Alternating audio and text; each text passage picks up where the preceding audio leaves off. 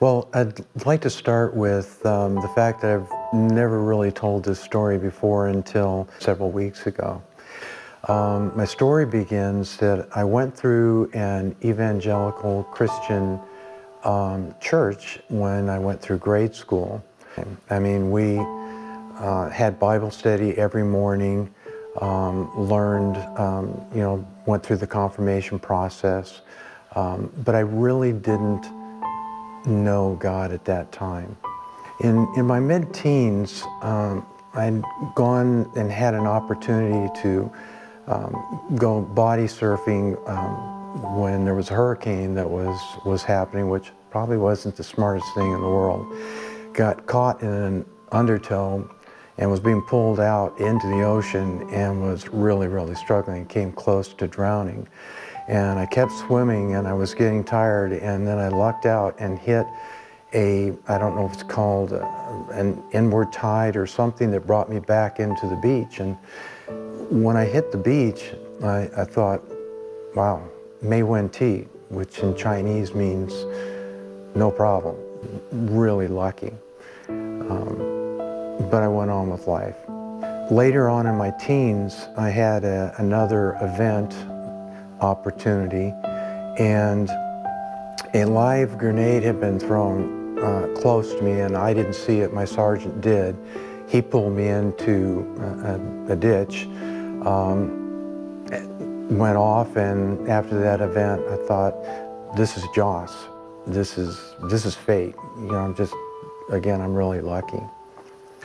In my early to mid-20s, still wild, crazy guy, and I was racing 10-speed bikes, and I was going down a hill.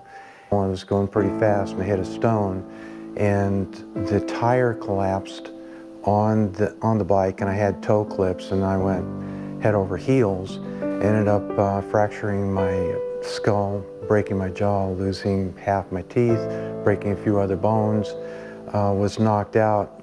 When I came to in the emergency hospital, doctor told me, boy, you're really lucky to be alive. And I thought, wow, that's good, I'm lucky.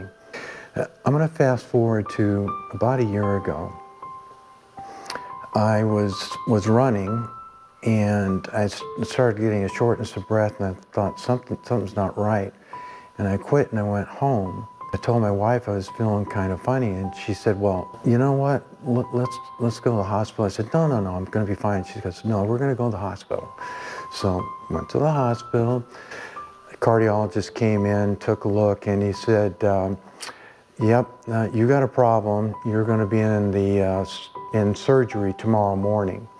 So next day, go in and have the surgery. I had some other complications because I'd had pneumonia and flu and had to have some fluid taken out of my lungs at the same time.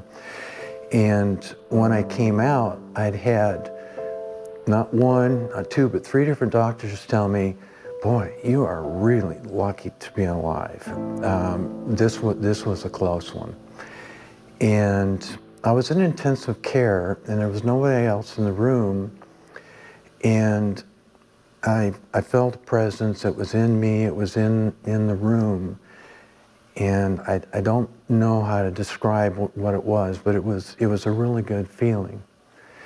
And it was a little bit later that Bill came in, took my hand, and we said a prayer together.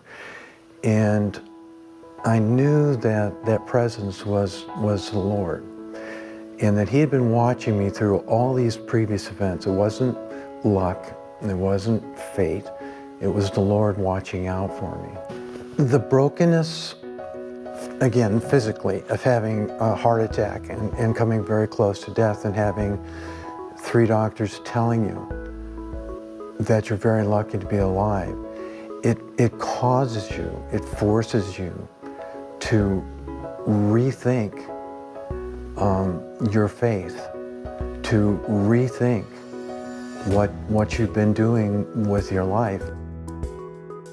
I truly am trying to spend more time discussing the Lord with other people that I was afraid to do that before.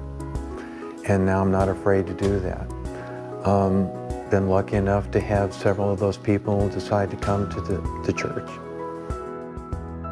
It was the physical heart attack and breaking, but it was a spiritual putting it back together and mending that was really important for me.